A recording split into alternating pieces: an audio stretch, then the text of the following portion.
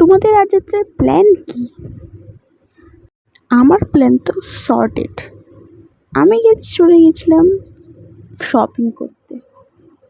তো গিয়েই এত জামা দেখে আমার তো মনে হচ্ছিল আমি সব নিয়ে নিই, সব। এত ভালো ভালো কালেকশন।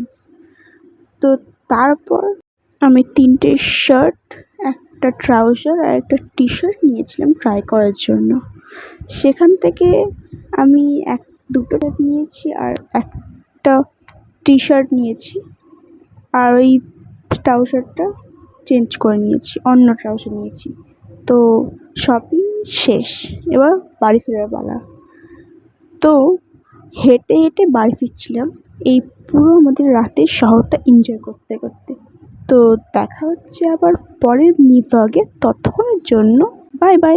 ভালো থেকো, সুস্থ থেকো।